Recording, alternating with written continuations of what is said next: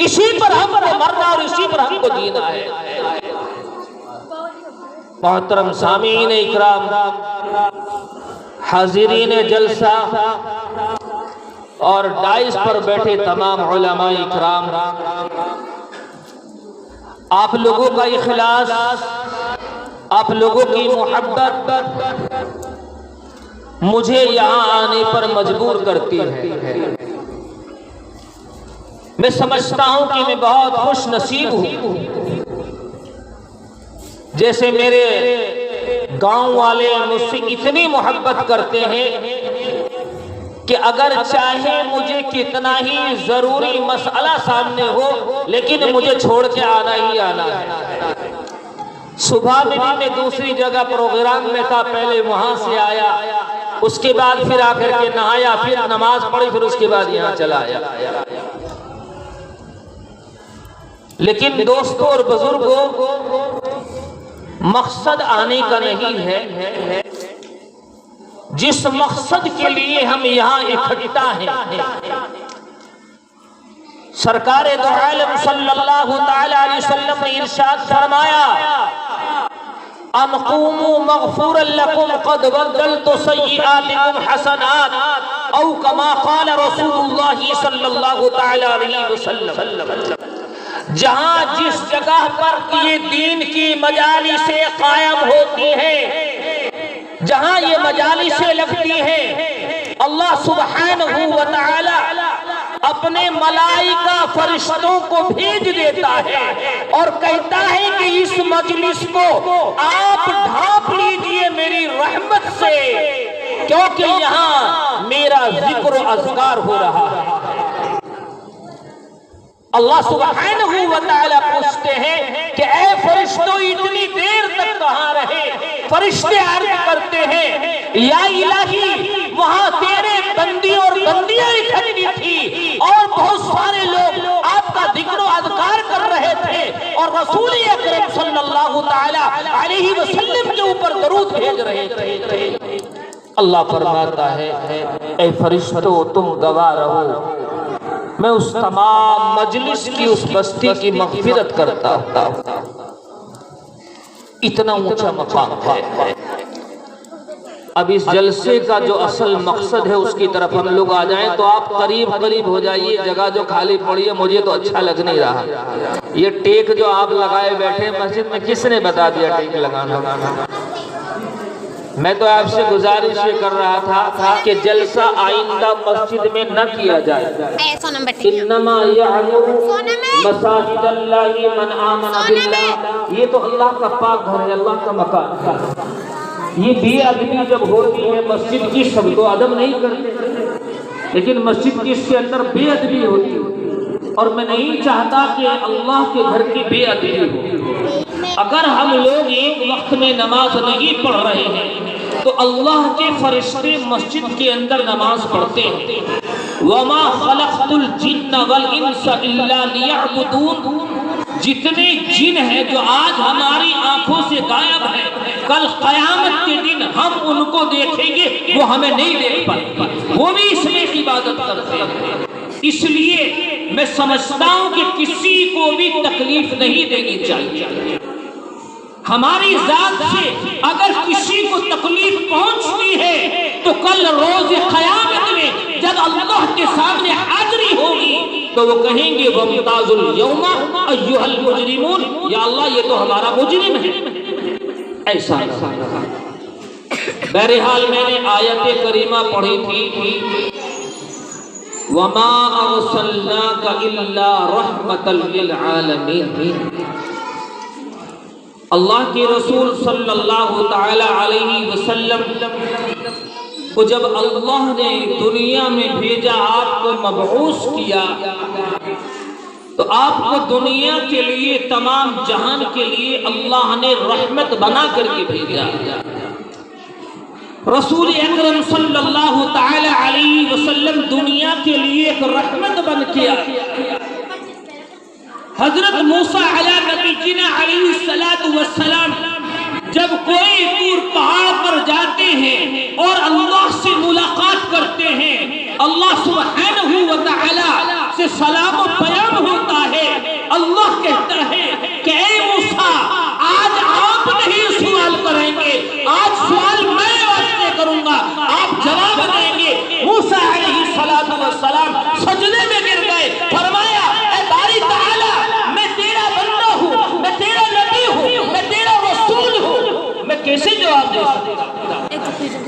कि अल्लाह अगर तू जवाब दिलवाए तो जवाब दे सकता हूं, अगर तूने मुझे ये कुदरत बख्शी कि जवाब देना है तो जवाब मिलेगा, वरना नहीं मिलेगा। अल्लाह ताला पूछते हैं कि ए मूसा, तू जानता है कि क़यामत आएगी? मूसा अलैहिस्सलातु वस्सलाम ने सुकूत फरमाया। उसके बाद फरमाया, ये अल्लाह, ये कौन नहीं जानता जो दुनिया में आया है वो चला जाएगा,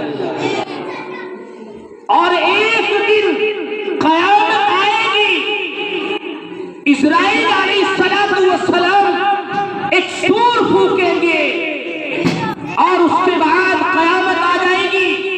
उसकी आवाज इतनी डरावनी होगी, इतनी सख्त होगी कि तमाम जानदार उसके सुनने से, उसके सदमे से तमाम मर जाएंगे। अल्लाह क़यामत तो बरपा होगी। उसके बाद अल्लाह ताला पूछते हैं कि ए मूसा, अगर आपकी बख्शिश न हो तो आप क्या करेंगे? मूसा अलैहिस्सलातु वस्सलाम अब खामोश हो गए। फरमाया कि या इलाही, मेरे बस की कोई बात नहीं, और आप सजदे में चले चले। बहुत लंबा सजदा किया।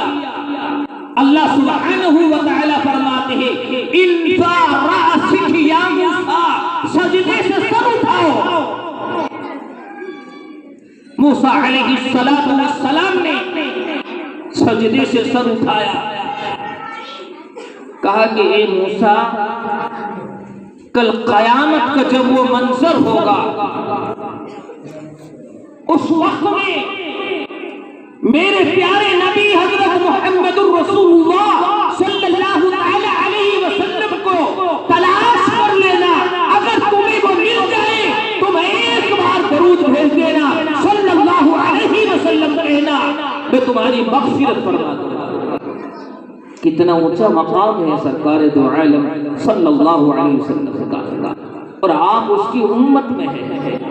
आपका कितना ऊंचा मकाम है, हमने कभी नहीं समझा।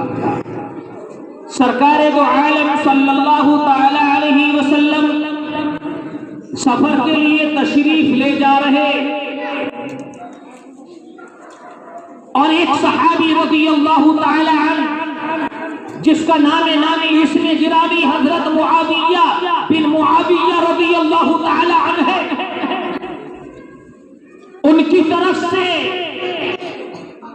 एक छोटा सा चमड़े का टुकड़ा आता है जिसके ऊपर कुछ लिखा हुआ है। सरकार दो आलम सल्लल्लाहु तआला अलैहि वसल्लम की बारगाह रिसालत में उसको पेश किया जाता है। अल्लाह की रसूल सल्लल्लाहु अलैहि वसल्लम ने फरमाया कि ये क्या है? ए अली, इसे पढ़ करके सुनाओ। अली कर्रमल्लाहु वजहुल करीम ने अपने हाथ में उस टुकड़े को लिया। उसके ऊपर लिखा था, ए अल्लाह के रसूल, आपके मुआविया बिन मुआविया की तबीयत बहुत खराब है, वो बहुत अलील है, आ नहीं सकते। आपने मुझे सफर में चलने के लिए कहा। ए अल्लाह के रसूल, मैं आज मजबूर हूँ और मौत के बिल्कुल करीब हूँ। काश अगर मैं आपका हुक्म सुनने के बाद अगर सीने के बल में फिसल कर आने की कुव्वत होती, ऐ बारी ताला में तेरी बारगाह में हाजिर हो जाता। लेकिन ऐ अल्लाह के रसूल, मैं कासिर हूँ, माफी मांगता हूँ, आप मुझे इजाजत मरहमत फरमा दे कि मैं यही रहूं। सरकार दो आलम सल्लल्लाहु तआला अलैहि वसल्लम ने हजरत मुआविया बिन मुआविया रज़ियल्लाहु तआला अन्हु अजमईन के लिए उसकी पुष्प पर टुकड़े की ये लिखवाया, ए मुआविया,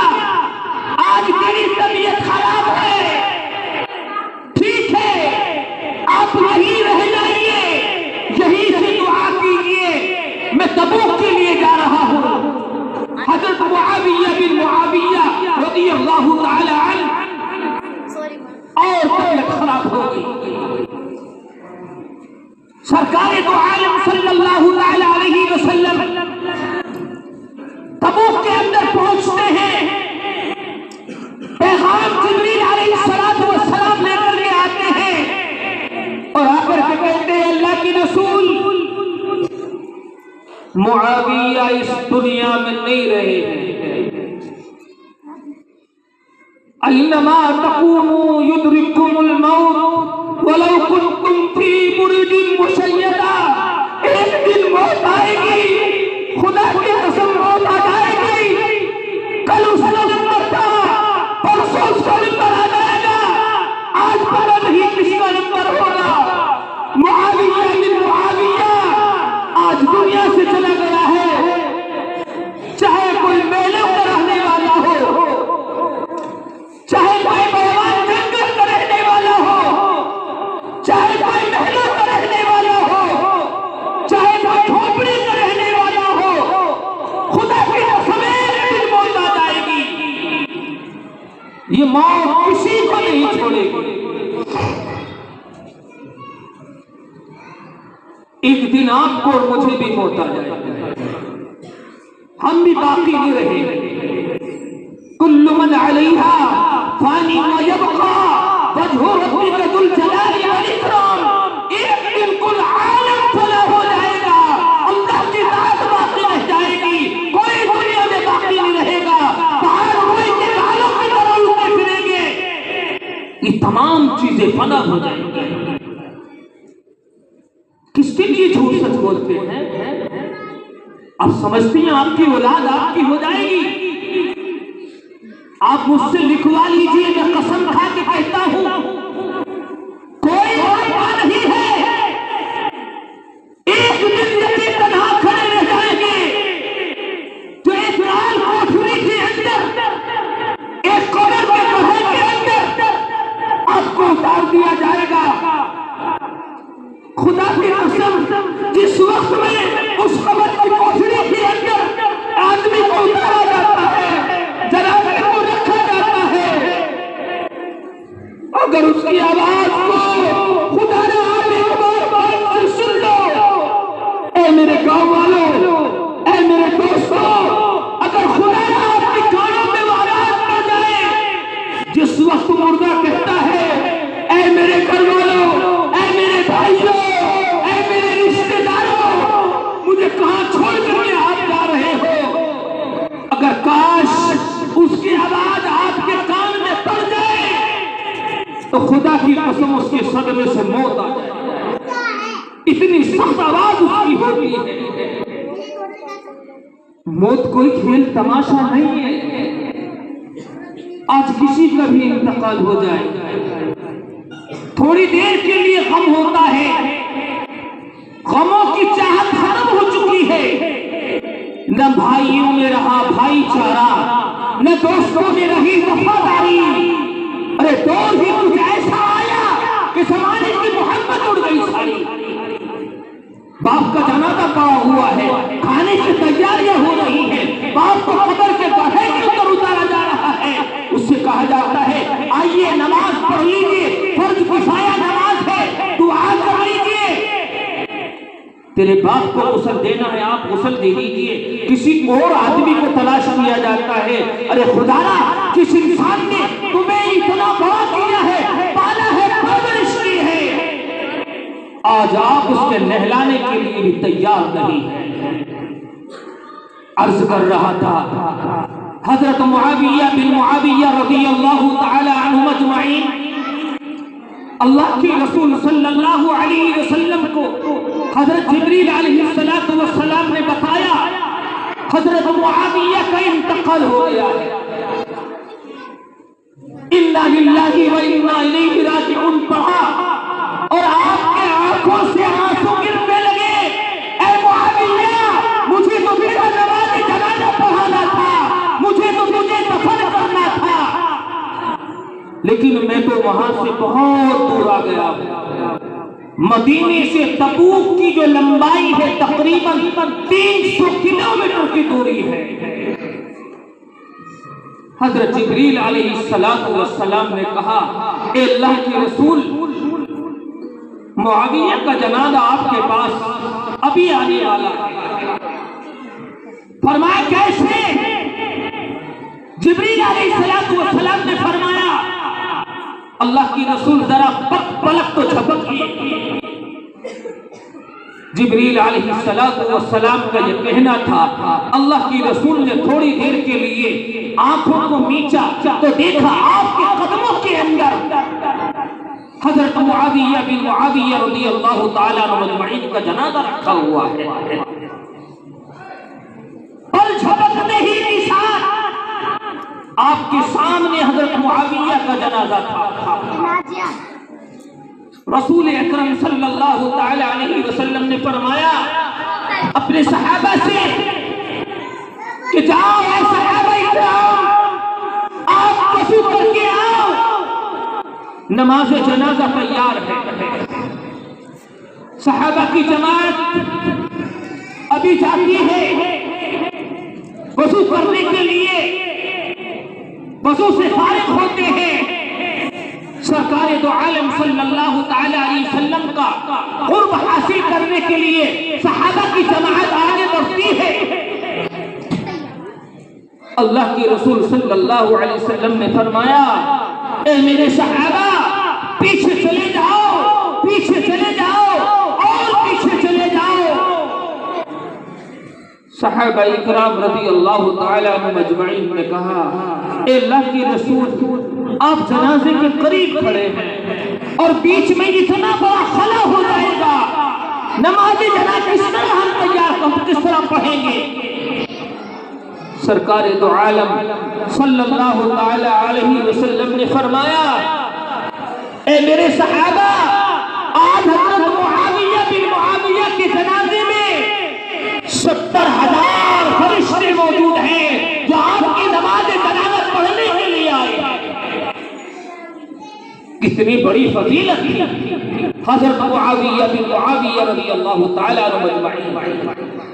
इसलिए फरमाया, वमा अरसलनाका इल्ला रहमतल लिल आलमीन। अल्लाह की रसूल सल्लल्लाहु अलैहि वसल्लम को दोनों जहां आलम की रसूल बनाने के साथ साथ आपको दुनिया के लिए एक रहमत बना करके भेजा है। हजरत मुआविया बिन मुआविया रज़ियल्लाहु ताला अन्हु अजमईन का नमाज जनाजा पढ़ाया। उसके बाद फरिश्तों ने उनके जनाजे को उठाया और लाकर के मदीने के अंदर उसको दफन किया गया। सरकार दो आलम सल्लल्लाहु ताला अलैहि वसल्लम रोने लगे और जिब्रील अलैहिस्सलातु वस्सलाम से फरमाया कि ए जिब्राइल, जब कल रूह मेरी निकलेगी और इस्राइल मेरे पास आएगा, कितनी सख्ती होगी और मेरी उम्मत का क्या होगा? सरकार दो आलम सल्लल्लाहु अलैहि वसल्लम ये अल्फाज कह रहे थे, आपकी चीख निकल जाती है, कहीं मेरी उम्मत का ये हाल न हो जाए जो एक बेनमाजी और मोमिन का होता है, सख्ती उसके ऊपर होती है। ऐ जिब्रील, तकलीफ मुझे होती है। दोस्तों बुजुर्ग, अल्लाह की रसूल सल्लल्लाहु ताला अलैहि वसल्लम ने फिर जिब्रील अलैहिस्सलातु वस्सलाम से पूछा, क्या मेरे ऊपर भी सख्ती की जाएगी? जिब्रील अलैहिस्सलातु वस्सलाम ने फरमाया, ए अल्लाह के रसूल, एक महबूब और मुहिब से मिलेगा, दोनों की आपस में मुलाकातें होंगी, उसमें किसी तरह की आपको कोई तकलीफ नहीं दी जाएगी। अल्लाह सुब्हानहू व तआला से फौरन दुआ करके कहा, ए रब्ब करीम, मेरी उम्मत को बख्श देना और मेरी उम्मत में किसी तरह की कोई सख्ती न करना। एक मर्तबा सहाबा इकराम रज़ियल्लाहु ताला अन्हुम अजमईन की एक जमात और वो एक खंदक खोद रहे हैं। खंदक खोदते खोदते बड़ी भूख लगी, बहुत प्यास लगी। हजरत तलहा रज़ियल्लाहु ताला अन्हु मजमईन अल्लाह के रसूल सल्लल्लाहु अलैहि वसल्लम के पास आए और आकर के कहा कि या रसूल अल्लाह, या रसूल अल्लाह, या रसूल अल्लाह, बहुत भूख लगी है, भूख की वजह से बड़ा बेताब हूं, खाने का इंतजाम कर दीजिए। सरकारे दो आलम सल्लल्लाहु ताला अलैहि वसल्लम ने काफी देर में देखने के बाद आपने अपनी चादर हटाई और ये कहा तलहा से, ए तलहा, तेरे ऊपर 3 रोज का फाका है और मोहम्मद के ऊपर आज 7 रोज का फाका है। हजरत जाबिर रज़ियल्लाहु ताला अन्हु मजमईन को ये गवारा न हुआ, दौड़ा दौड़ा घर जाता है और जाकर के कहता है अपनी बीवी से, मुहम्मदुर रसूलुल्लाह सल्लल्लाहु अलैहि वसल्लम के ऊपर 7 रोज का फाका है, कुछ इंतजाम कर दीजिए। एक बकरी का बच्चा था, कहा कि थोड़ा सा है, आप मैं इसको सुबह करके इसे तैयार करती हूँ, आप जाओ 2-4 आदमी को जाकर के कह दो, एक अल्लाह के रसूल आ जाएंगे और 2 उसके साथ और मेहमान आ जाएंगे, 2 लोग हम हो जाएंगे, 4-5 आदमियों का काम इसमें हो जाएगा।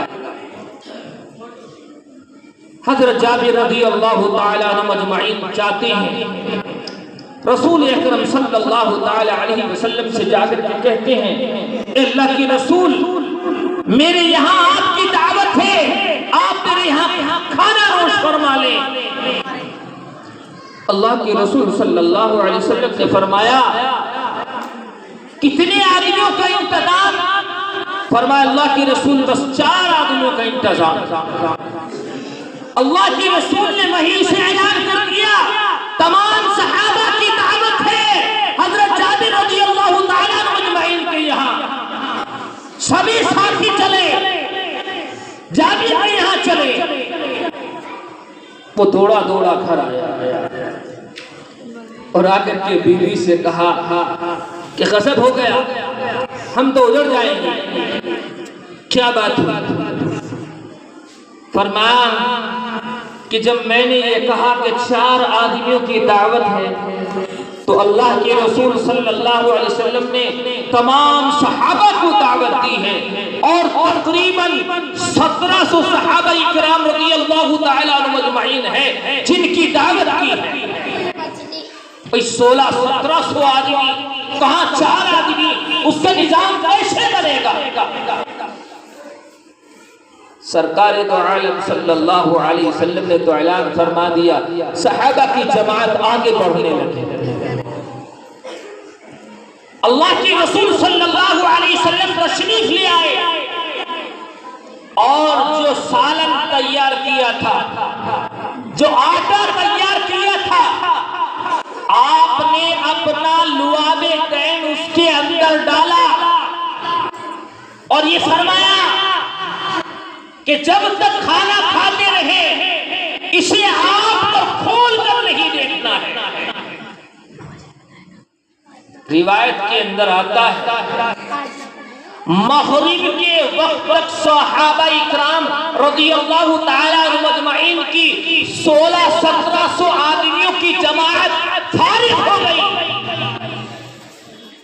उसके बाद तमाम लोग फारिग हो गए। अल्लाह के रसूल सल्लल्लाहु अलैहि वसल्लम ने पूछा, अब कौन बाकी है? आप बाकी हैं, आप बाकी हैं, मैं बाकी हूं। हजरत जाबिर रज़ियल्लाहु ताला अन्हु मजमईन ने उस देगची को खोला तो अल्लाह के रसूल ने फरमाया, काश जाबिर तो इसको न खोलता तो क़यामत तक इसका खाना कभी खत्म नहीं होता, बराबर चलता रहता। ये है बरकत, इसे कहते हैं बरकत। लेकिन हम लोग नमाज के करीब नहीं, रोजे के करीब नहीं, आपस में फसाद इस तरह से है कि एक दूसरा दूसरे के कत्ल करने के इरादे पर है। मुसलमान का तो ये काम नहीं होता। हदीस के अंदर आता है इन्नमल मुमिनु सिजनु अहलल जन्नतुल काफिर। ए मोमिनो, दुनिया तुम्हारे लिए जेल खाना है और कुफारों के लिए यहाँ जन्नत। लेकिन हमने कौन सी ऐश और इशरत है जो हमारी जिंदगी के अंदर रही है? उइद्दु मा गनिमतुम मिन शैइन फइन्न लिल्लाह। अल्लाह की हजार नेमत